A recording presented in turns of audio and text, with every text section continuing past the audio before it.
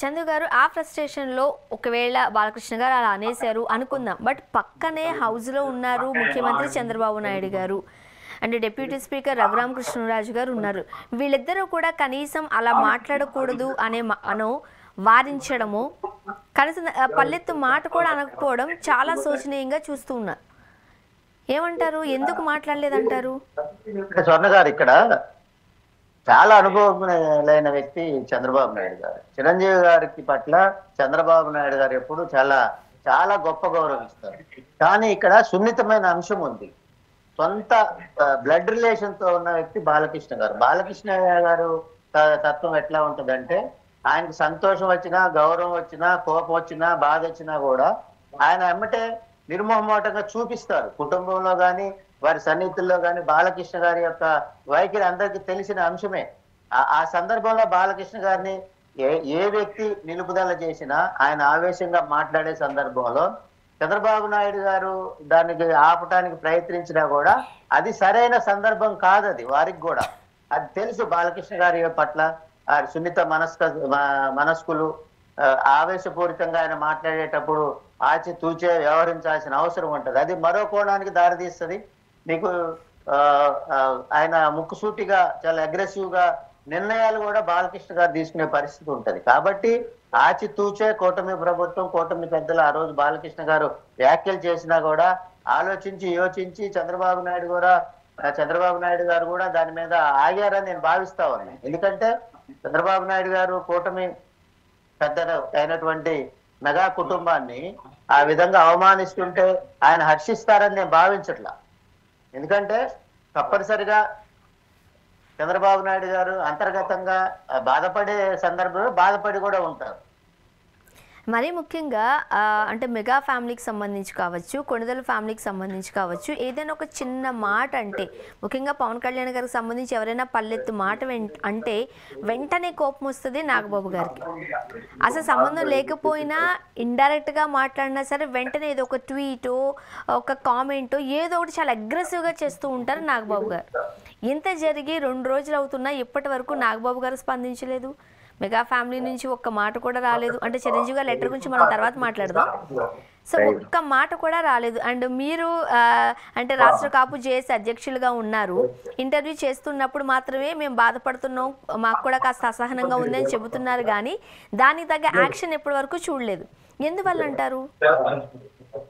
అంటే మీరు స్వర్ణ గారు మన నాగేంద్ర బాబు గారి గురించి అడిగారు. నాగేంద్ర బాబు గారు ఇప్పుడు కూటమి ప్రభుత్వంలో ప్రధాన బాధ్యతల్లో ఉన్నారు. కూటమి ప్రభుత్వంలో శాసన మండలి సభ్యులుగా ఉన్నారు. జనసేన నాయకుల్లో ప్రధానమైన కీలక భూమిక వహిస్తా ఉన్నారు. జనసేనలో కానీ తెలుగుదేశంలో కానీ గతంలో లాగా కాకుండా ఏవి అంటే కూటమిలో ఉన్న పార్టీల్లో విమర్శలు చేసే పరిస్థితి ఇప్పుడు లేదు.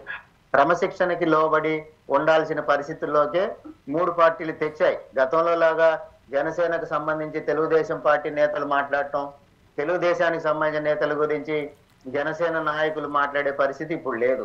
వాళ్ళు ఏమైనా లైన్కి లోబడి మాట్లాడాల్సిన పరిస్థితి ఉంటది. అధినాయకత్వం ఆదేశాలకు అనుగుణంగానే మాట్లాడాల్సిన పరిస్థితి ఉంటది. ఏ స్థాయి నాయకుడు పార్టీకి వ్యతిరేకంగా మాట్లాడినా, కూటమి బంధానికి వ్యతిరేకంగా మాట్లాడినా జనసేన చాలా తీవ్రమైన చర్యలు తీసుకుంటుంది. ఎమ్మటే క్రమశిక్షణ చర్యలు తీసుకునే పరిస్థితి ఇప్పుడు రాష్ట్రంలో ఉంది. ఇప్పుడు కొత్తగా ఒక విషయం చెప్తాను. కృష్ణా జిల్లాలో, ఎన్టీఆర్ జిల్లాలో ఒక జనసేనలోకి ఒక నాయకత్వాన్ని చేర్చుకునే ప్రక్రియ ఈ వారంలో కొనసాగింది. దానికి సంబంధించి అంతర్గతంగా తెలుగుదేశం పార్టీ రాష్ట్ర నాయకత్వానికి కొంత ఇబ్బంది ఉంది. ఆ జనసేనలో ఆ పార్టీకి సంబంధించిన నాయకుడిని సమయం తీసుకోవాలనే పరిస్థితి అంతర్గతంగా చెప్పిన నేపథ్యం ఉంది. ఆ పార్టీ జనసేన నాయకత్వం ఆ నాయకుడిని జాయిన్ చేసుకోలేదు. చాలా పటిష్టమైన నాయకుడు, సామాజిక వర్గంగా కానీ లేకపోతే ఇంకో రకంగా కానీ చాలా పెద్ద ఎత్తున కార్యకర్తలతో పార్టీలో చేర్చుకుంటే ఉపయోగం ఉంటుంది. కానీ ఆ 2 పార్టీల మధ్య ఉండే సమన్వయం చాలా పటిష్టంగా ఉంది. ఇది 2 పార్టీలు ఒక పార్టీతో ఆ నాయకుడు కనుక భేదాభిప్రాయం ఉంటే ఆ భేదాభిప్రాయాన్ని సరి చేసుకున్న తర్వాతనే 2 పార్టీల్లో చేరికల మీద కూడా ముందుకెళ్లే పరిస్థితి 2 పార్టీల్లో కొనసాగుతూ ఉన్నాయి. ఆ నాయకుడు జాయిన్ అవటం వల్ల జనసేనకి లాభమే. కానీ అంతర్గతంగా ఇంకో పార్టీతో సమస్యలు ఉన్నప్పుడు, ఇంకో పార్టీతో తీవ్రమైన విభేదాలు ఉన్నప్పుడు, లేదా ఆయా ప్రాంతాల్లో స్థానికంగా ఇద్దరి మధ్య భేదాభిప్రాయాలు ఉంటే, కూటమిలో రెండు వర్గాల మధ్య గొడవలు జరుగుతున్నాయి, ఇద్దరు నాయకుల మధ్య గొడవలు జరుగుతున్నాయి, జనసేన తెలుగుదేశం మధ్య అక్కడ నాయకత్వం మధ్య గొడవలు జరుగుతున్నాయి అనే వివాదాలు తెర మీదకి రాకుండా రాష్ట్ర నాయకత్వం దాని మీద ఆచితూచి పార్టీలో చేరికలు కూడా చేర్చుకునే పరిస్థితుల్లో ముందుకు పోతా ఉంది.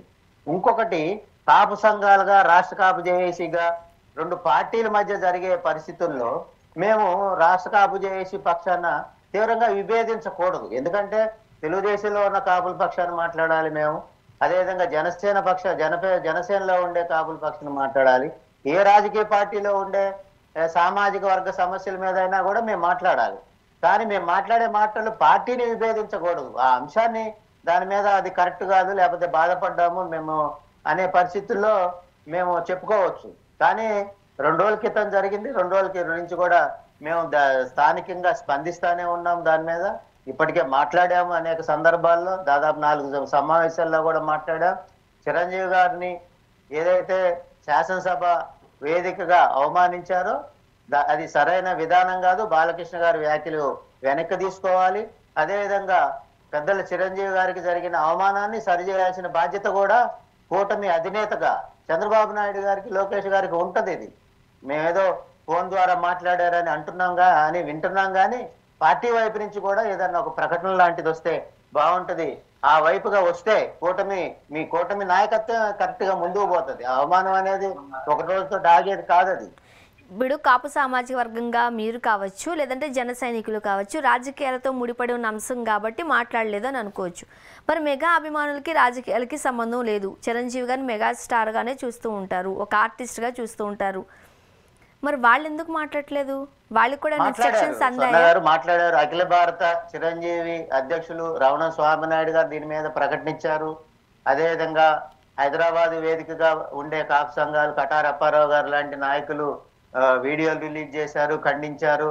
ఆంధ్రప్రదేశ్ వేదికగా ఉండే చిరంజీవి ఫ్యాన్స్ కానీ, చిరంజీవి గారి అభిమానులు కానీ ఖండించడం జరిగింది. పవన్ కళ్యాణ్ గారి అభిమానులు నేరుగా స్పందించకూడదు, ఎందుకంటే వాళ్ళు జనసేన 10లో పనిచేసే పరిస్థితి ఉంది. అభిమాన సంఘంగా జనసేన నాయకత్వాన్ని కాదని ఆ వ్యాఖ్యలు కానీ దానికి సంబంధించి కానీ ఒక పెద్ద నాయకుడైన బాలకృష్ణ గారి పట్ల జన సైనికులు కానీ జనసేన నాయకులు కానీ స్పందించరు. అది క్రమశిక్షణకి లోబడి వస్తుంది. కాబట్టి ఇప్పుడు బాలకృష్ణ గారి వ్యాఖ్యలకి అనుకూలిస్తూ ఎవరన్నా తెలుగుదేశం నుంచి ఏమైనా ప్రకటనలు వచ్చినాయా? రాలేదు కదా. కొన్ని బాలకృష్ణ గారి అభిమాన సంఘం ఏమైనా స్పందించిందా? స్పందించలేదు. అది ఆవేశంగా జరిగిందా లేకపోతే అనుకోకుండా జరిగిందా? మొత్తం మీద బాలకృష్ణ గారు చిరంజీవి గారిని అవమానించారు. ఆ అవమానం పట్ల చంద్రబాబు గారికి కానీ లోకేష్ గారు కానీ అంతర్మాదనం తప్పనిసరిగా ఉంటది, లేకుండా ఉండదు. ఎందుకంటే కూటమి ప్రభుత్వంగా రాష్ట్రంలో అధికారంలో ఉన్న పార్టీ కూటమి ప్రభుత్వం, దానికి సంబంధించి తెలుగుదేశం, జనసేన, బీజేపీ ఉంది. ఆంధ్రప్రదేశ్ లో కూటమి ద్వారానే కేంద్రంలో బీజేపీ ఉంది అధికారంలో. ఇంత పెద్ద స్థాయి బాధ్యతలు మోస్తున్న నాయకత్వం చంద్రబాబు నాయుడు గారు. కాబట్టి అంత పెద్ద స్థాయి బాధ్యతల్లో ముందుకు పోవడానికి ప్రధానమైన కారణం పవన్ కళ్యాణ్ గారు. అటువంటి పవన్ కళ్యాణ్ గారి కుటుంబ పెద్ద అయినటువంటి చిరంజీవి గారి పట్ల ఒక విమర్శ, అదేవిధంగా ఒక అవమానం అసెంబ్లీలో జరిగితే దానికి తప్పనిసరిగా కూడా కూటమి ప్రభుత్వం ఆలోచించాలి. ఆ వ్యాఖ్యల్ని అసెంబ్లీలో ఉపసంహరించుకోవాలి. దీనికి సంబంధించి చిరంజీవి గారికి తప్పనిసరిగా బాలకృష్ణ గారి వైపు నుంచి క్షమాపణ కోరితే బాగుంటుంది అనేది రాష్ట్ర కాపు చేసి డిమాండ్.